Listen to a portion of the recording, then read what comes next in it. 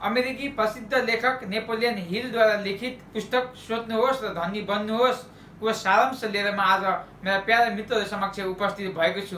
मित्रहरू, तपाईँहरूले आजको दिनसम्म पनि मेरो YouTube channel Ramprasad Dhakal youth empowering युथलाई सब्सक्राइब गर्नुभएको छैन भने सब्सक्राइब गरेर मैले अपलोड गर्ने सन्देशमूलक भिडियो, विभिन्न व्यक्तिहरूसँग गरेको अन्तर्वार्ता र बुकका समरीहरूको नोटिफिकेसन पाउने पहिलो व्यक्ति बन्नुहोला। र साथसाथै तपाईँहरूले यदि मेरो यो भिडियोलाई मेरो Facebook page Ramprasad Dhakal youth empowering youth टिमबाट हेर्दै हुनुहुन्छ भने पनि तपाईँहरूले मेरो Facebook page youth empowering youth टिमलाई लाइक र फलो गर्नुहोला।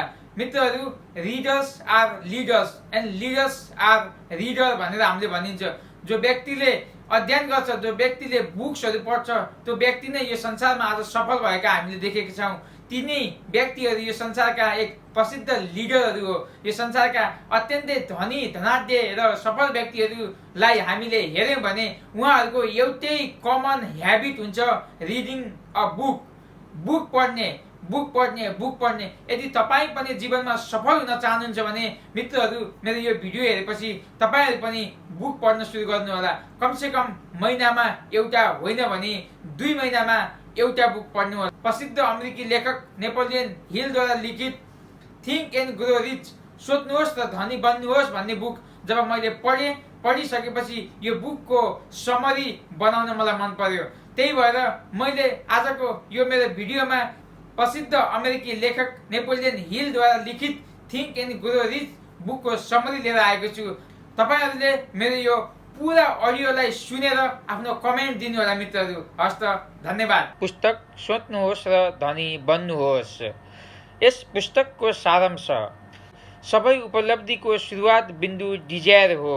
दिमागमा यो लगातार राख्नुहोस्, कमजोर इच्छाले कमजोर नतिजा ल्याउँछ, जसरी एउटा सानो आगोले थोरै मात्रामा तातो बनाउँछ। तपाईँ आफ्नो भाग्यको मालिक हुनुहुन्छ। तपाईँ प्रभाव गर्न सक्नुहुन्छ, प्रत्यक्ष र तपाईँको आफ्नै वातावरण नियन्त्रण गर्न सक्नुहुन्छ। तपाईँ आफूले चाहेको जस्तो वातावरण बनाउन सक्नुहुन्छ, किनभने तपाईँ आफ्नो भाग्यको स्वयं मालिक हुनुहुन्छ। जब पराजय आउँछ, यसलाई तपाईँको योजनाहरू नभएको रूपमा स्वीकार्नुहोस् र ती योजनाहरू पुनर्निर्माण गर्नुहोस् र तपाईँको लक्षित दिशामा एकपटक फेरि यात्रा गर्नुहोस्। यदि तपाईँ महान कार्यहरू गर्न सक्नुहुन्न भने साना कामहरू महान तरिकाले गर्नुहोस्। पर्खनुहोस्, समय कहिल्यै सही हुँदैन। तपाईँ जहाँ उभिनु भएको छ त्यहीँबाट सुरु गर्नुहोस् र तपाईँमा भएको कुनै उपकरणमा काम गर्नुहोस् र तपाईँ अगाडि बढ्दै जाँदा अझ राम्रा उपकरणहरू फेला पर्नेछन्। निश्चित दिशामा आफ्नो दिमागलाई सेट गर्नुहोस्। जब तपाईँको चाहनाहरू कडा हुन्छन्, चाहनाहरू तपाईँले प्राप्त गर्ने अलौकिक शक्ति पाउनुहुनेछ। जब हाम्रो चाहनाहरू कडा हुन्छन्, ती चाहनाहरू प्राप्त गर्नको लागि हामीले अलौकिक शक्ति पाउनेछौँ। सफलताको बाटो भनेको निरन्तर ज्ञानको खोजी हो। यदि तपाईँ धेरै प्रेम गर्नुहुन्छ भने चोट लाग्न सक्छ, तर यदि तपाईँ थोरै प्रेम गर्नुहुन्छ भने तपाईँ दुःखमा बस्नुहुनेछ। हाम्रा सीमितताहरू केवल हामीले आफ्नै दिमागमा राखेका हुन्छौँ। ती सीमितताहरूलाई उजागर गर्न जरुरी छ। खुसी भनेको सम्पत्तिमा पाइँदैन, यो त काममा पाइन्छ। कुर्नु हुँदैन, समय कहिल्यै ठिक हुँदैन। कार्य बुद्धिमत्ताको वास्तविक मापन हो। एक लक्ष्य, एक मितिसँग, त्यसलाई सपना भनिन्छ। आफ्नो दृष्टि र सपनाको कदर गर्नुहोस्। म घृणा, ईर्ष्या, स्वार्थ र कुकर्मलाई हटाउनेछु। सारा मानवप्रति प्रेम विकास गर्नेछु, किनकि मलाई थाहा छ कि अरूप्रति नकारात्मक दृष्टिकोणले मलाई कहिल्यै सफल बनाउन सक्दैन। म अरूलाई ममाथि विश्वास गर्ने काम गर्नेछु, किनभने म तिनीहरूमा र म आफैमा विश्वास गर्नेछु।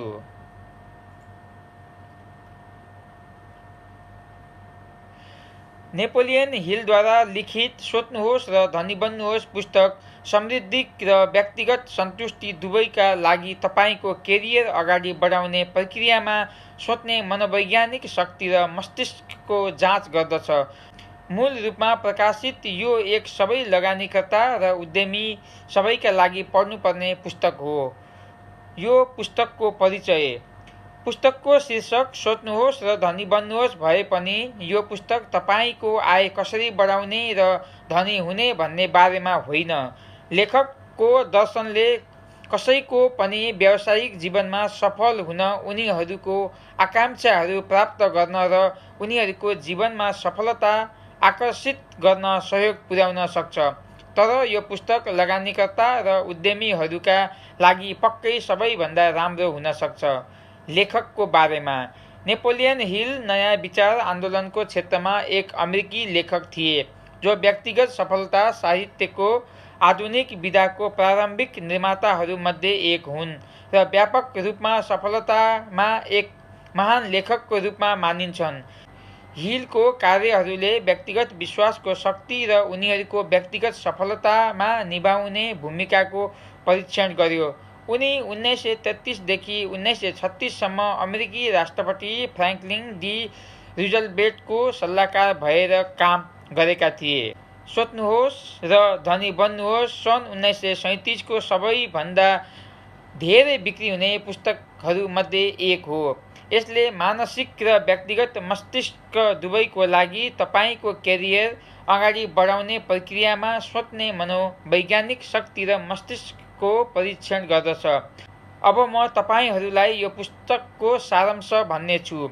सोच्नुहोस् र धनी बन्नुहोस् दिमागको राज्य हो। यो वास्तविक इच्छामा दृढ इच्छा र एक निश्चित उद्देश्य प्रकट गर्न सोचको शक्तिको शोषण गर्दछ।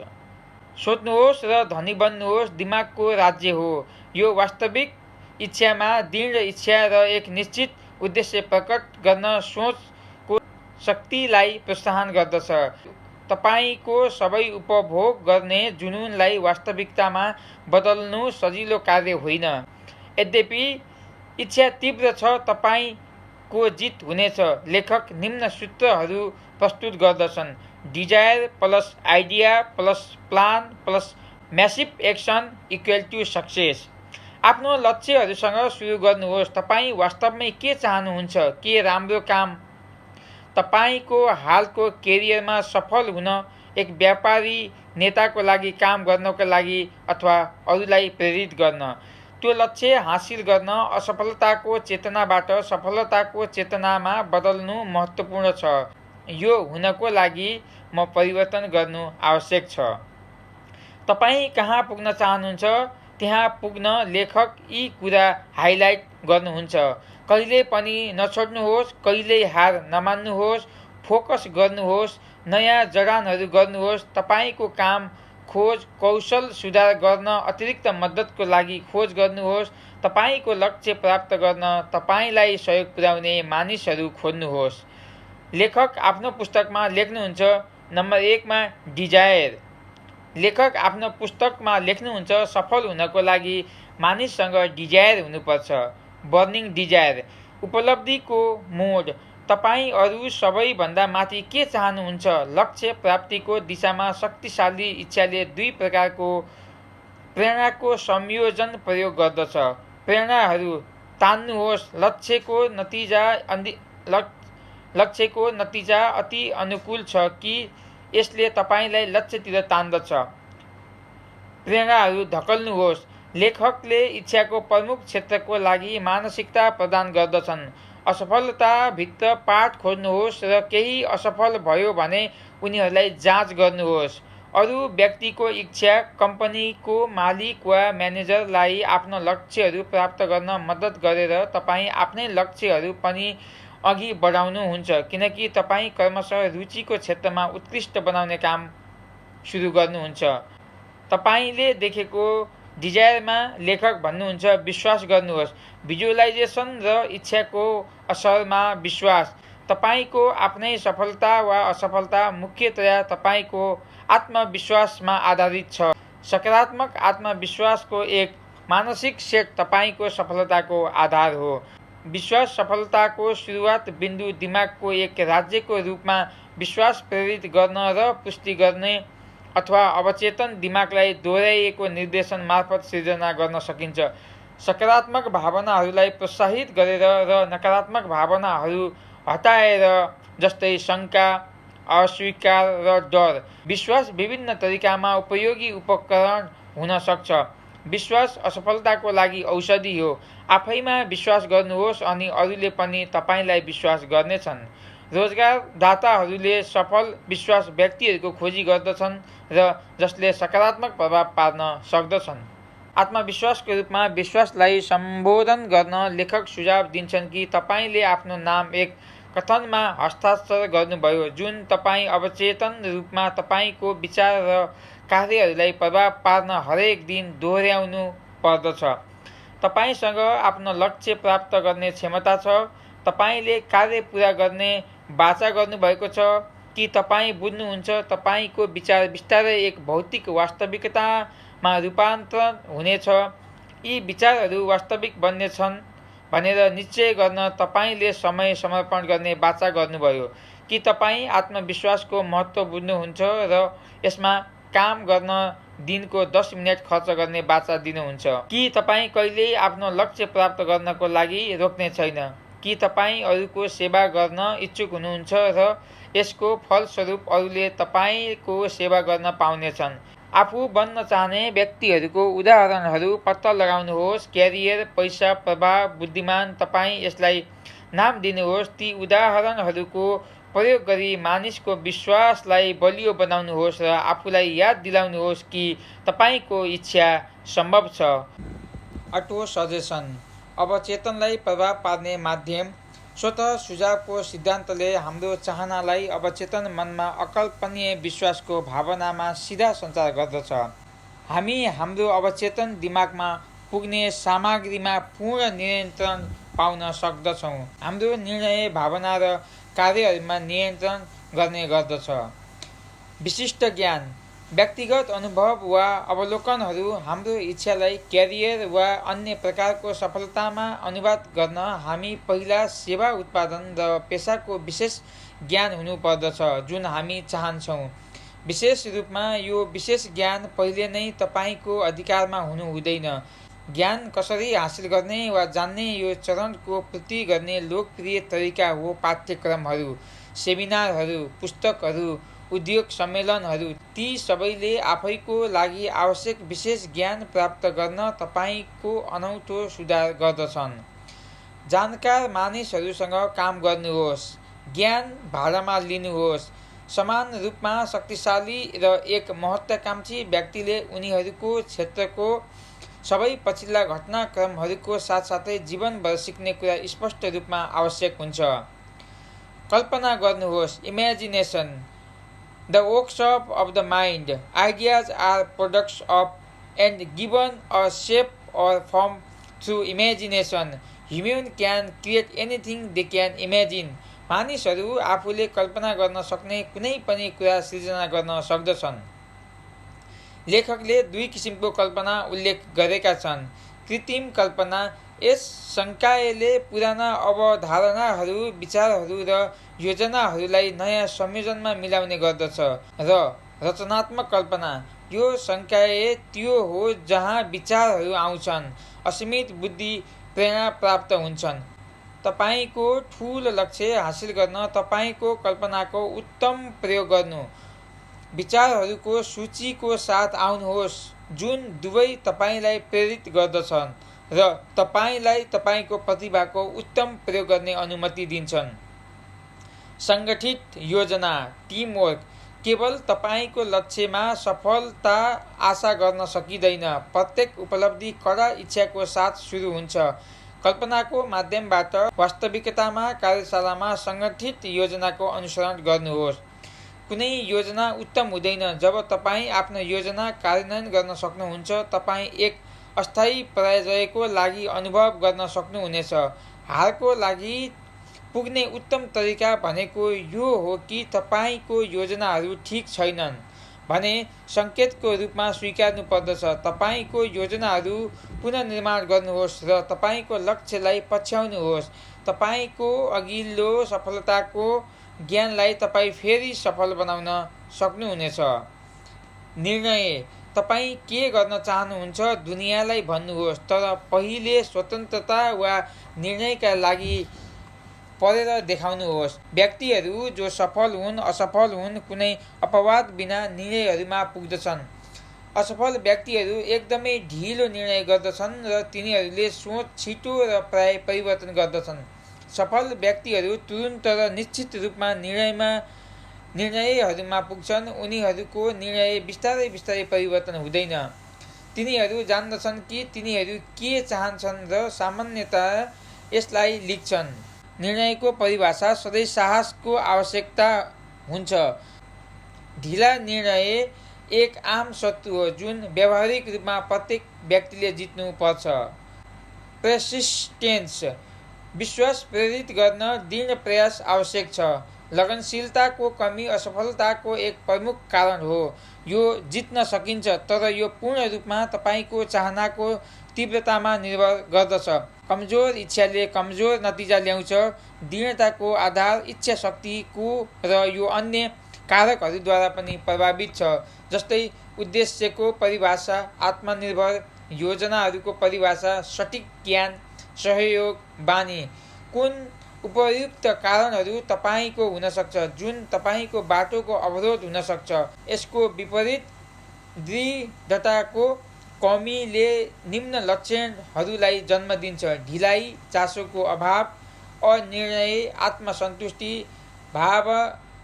भावहीनता, इच्छाको कमजोरी, छोड्ने इच्छुकता, सङ्गठित योजनाहरूको अभाव, इच्छुकको सट्टामा शुभकामना, सर्टकट खोज्दै, आलोचनाको डर। कसरी दृढता विकास हुन्छ? लेखकले निम्न चरणहरू सुझाव गर्छन्। एक निश्चित उद्देश्यको विकास गर्नुहोस् र यसको पूर्तिको लागि तीव्र इच्छाद्वारा समर्पित गर्नुहोस्। निरन्तर कार्यमा अभिव्यक्ति एक निश्चित योजना बनाउनुहोस्। सबै नकारात्मक र हतोत्साही प्रभाव बाहिर राख्नुहोस्। व्यक्तिलाई जवाफदेही राख्नुहोस् जसले तपाईलाई तपाईको योजना र उद्देश्यको अनुसरण गर्न प्रोत्साहित गर्दछ। मास्टरमाइन्डको शक्ति, द ड्राइभिङ फोर्स। एक मास्टरमाइन्डको स्थानमा व्यक्तिहरूको समूह हुन्छ जसको काम तपाईलाई सफल बनाउनु हो र तपाईको योजनाहरू पूरा गर्न मद्दत गर्नु हो। तपाईको टोलीमा को हुन सक्छ? कसैले मास्टरमाइन्डको शक्ति बिना महान शक्ति प्राप्त गर्न र सफल हुन सक्दैन। लेखकका अनुसार मास्टरमाइन्डको लक्ष्य भनेको ज्ञानलाई शक्तिमा रूपान्तरण गर्नु हो। यसलाई निश्चित योजनाहरूमा मिलाएर र त्यसपछि योजनाहरूलाई कार्यमा रूपान्तरण गर्नु हो। Subconscious mind, the connecting link. अवचेतना दिमाग मानव र असीमित बुद्धिको सीमित दिमागको बीचमा जोड्ने लिङ्क हो। अवचेतना दिमागलाई तपाईको इच्छालाई शारीरिक वा मौद्रिक बराबरमा ट्रान्समिट गर्नको लागि एक माध्यमको रूपमा प्रयोग गर्न सकिन्छ। जहाँसम्म यदि तपाईँ यसमा आफ्नै इच्छाहरू रोप्न असफल हुनुहुन्छ भने तपाईको उपेक्षाको परिणामको रूपमा यसले कुनै पनि विचारलाई फिट गर्दछ। आफ्नो अवचेतन दिमागमा नियन्त्रण प्राप्त गर्न तलको प्रमुख सकारात्मक भावनाहरू तपाईको इच्छालाई लागू गर्न र प्रयोग गर्ने बानी बसाल्नुहोस्। डिजायर, विश्वास, प्रेम, सेक्स, उत्साही, रोमान्स, आशा। तपाईको सचेत दिमागमा एकल नकारात्मक भावनाको मात्र उपस्थित तपाईको अवचेतन दिमागबाट रचनात्मक सहायताको सबै सम्भावनाहरू नष्ट गर्न पर्याप्त हुन सक्छ। जोगिनु यी 7 प्रमुख नकारात्मक भनाइहरूबाट: डर, ईर्ष्या, घृणा, बदला, लोभ, अन्धविश्वास, रिस। अन्ततः सकारात्मक भावनाहरूले तपाईको दिमागलाई पूर्ण रूपमा हावी गर्दछ ताकि नकारात्मक व्यक्तिहरू प्रवेश गर्न सक्दैनन्। दिमागलाई विचारका लागि प्रसारण र हरेक कुरा प्राप्त स्टेसन मानिन्छ। प्रत्येक मानवको मस्तिष्क प्रसारण र विचारको कम्पनको लागि पर्याप्त स्टेसन हो। अवचेतन दिमागको प्रेसर स्टेसन हो जसबाट विचारहरूको कम्पनहरू प्रसारित हुन्छन्। रचनात्मक कल्पना भनेको प्राप्त गर्ने सेट हो जसको माध्यमबाट इथर विचारहरूको कम्पनहरू हुन्छन्। जब उत्तेजित कम्पनको एक उच्च दरको लागि दिमाग विचारको कम्पनको लागि अधिक ग्रहणशील हुन्छ, यो चरणबद्ध सकारात्मक वा नकारात्मक भावनाहरू मार्फत हुन्छ। अत्याधिक उच्च दरको कम्पनहरू केवल कम्पनहरू उठाइन्छन् र इथरबाट अर्को एउटा मस्तिष्कबाट अर्कोमा लिइन्छ। द सिक्स्थ सेन्स, ज्ञान मन्दिरको ढोका हो। छैटौँ इन्द्रियको ज्ञान केवल ध्यानद्वारा हुन्छ, भित्रबाट मनको विकासको माध्यमबाट। एकचोटि तपाईँले छैटौँ इन्द्रियलाई पोक्त गर्नुभयो, तपाईँ यिनीहरूबाट बच्न समयमै आसक्त खतराहरूबारे चेतावनी प्राप्त गर्न सक्षम हुनुहुनेछ। यद्यपि छैटौँ इन्द्रियले कहिले पनि काम गर्दैन यदि तपाईँ शङ्का र डर तपाईँको दिमागमा रहन्छ भने।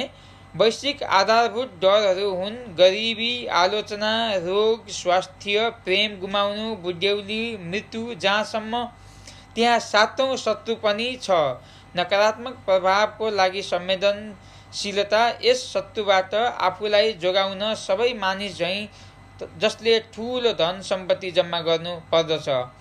तपाईँको इच्छा शक्तिलाई निरन्तर प्रयोगमा राख्नुहोस् जबसम्म तपाईँ आफ्नै मनमा नकारात्मक प्रभावहरू विरुद्ध प्रतिरोधात्मक क्षमता निर्माण गर्नुहुन्न। तपाईँलाई सोच विचार गर्न र सकारात्मक दृष्टिकोणबाट कार्य गर्न, प्रभाव पार्न व्यक्तिको कम्पनी जानी खोजी गर्नुहोस् र तपाईँको विचार शक्ति निर्णय गर्न र तपाईँको अवचेतन दिमागलाई प्रभाव पार्न तपाईँको इच्छा शक्ति प्रयोग गर्नुहोस्। डर भनेको मनको आस्था हो, यो नियन्त्रण र निर्देशनको अधीनमा छ। तपाईँको ज्ञानको लागि यो ज्ञान प्रयोग गर्नुहोस्। नेपोलियन हिलद्वारा लिखित सोच्नुहोस् र धनी बन्नुहोस् पुस्तकको सारांशमा अब कन्क्लुजन। यस पुस्तकले प्रत्येक उपलब्धि कडा इच्छाको साथमा सुरु हुन्छ। कल्पनाद्वारा वास्तविकतामा कार्यशाला बनाई सङ्गठित योजनाको अनुसरण गर्न सिकाउँछ। सफल व्यक्ति तुरुन्त र निश्चित रूपमा निर्णयमा पुग्दछन्। लगनशीलताको कमी असफलताको एक प्रमुख कारण हो। ठूलो शक्ति प्राप्त गर्न र सफल हुन तपाईँलाई मास्टरमाइन्डको मद्दत चाहिन्छ। डर भनेको मनको आस्था हो, यो निर्णय र निर्देशनको अधीनमा हुन्छ। मित्रहरू, तपाईँहरूलाई मैले आज नेपोलियन हिलद्वारा लिखित सोच्नुहोस् र धनी बन्नुहोस् पुस्तकको समरी लिएर आएको थिएँ। यदि तपाईँहरूलाई यस पुस्तकको समरी मन पर्यो भने तपाईँहरूले धेरैभन्दा धेरै तपाईँहरूका साथीहरूलाई सेयर गर्नुहोला र यदि तपाईँहरू मेरो यस युट्युब च्यानलमा पहिलोपटक हुनुहुन्छ भने मेरो यस युट्युब च्यानललाई पनि सब्सक्राइब गर्न नबिर्सिनुहोला भन्दै म यस पुस्तकको समरीबाट बिदा हुन चाहन्छु। हस्त नमस्कार।